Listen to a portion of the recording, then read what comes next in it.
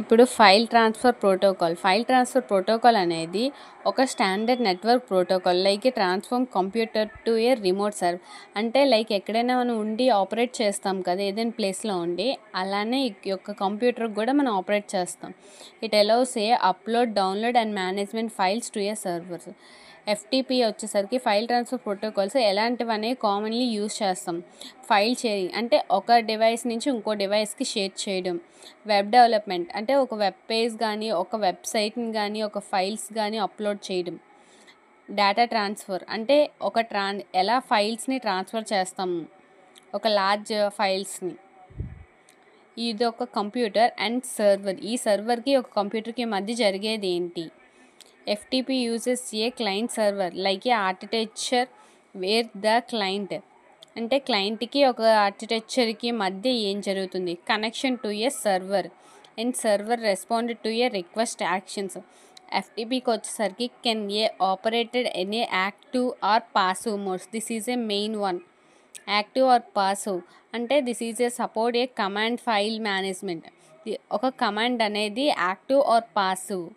ఈ యొక్క ఫైల్ ట్రాన్స్ఫర్కి ప్రోటోకాల్కి మధ్య జరిగేదే client servers.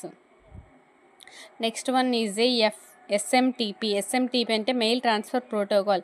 Mail transfer protocol అనేది ఒక సెండర్ నుంచి ఒక రిసీవర్కి జరిగేది. Like client to server or server to client. Sending mails, మనం డైలీగా మెయిల్స్ సెండ్ చేస్తూ ఉంటాం కదా, అలానే యూజ్ టీసీపీ అంటే ఒక ప్రోటోకాల్ అనేది మనం ఎలా ట్రాన్స్మిషన్ చేసుకుంటాము. Support ASCII like A 7 bits. This is A one of A SMTP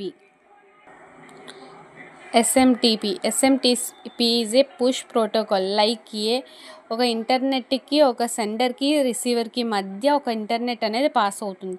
ఆ ఒక ఇంటర్నెట్ని SMTP అని అంటాం. WW వరల్డ్ వైడ్ వెబ్, మనం డైలీగా యూజ్ చేసేది.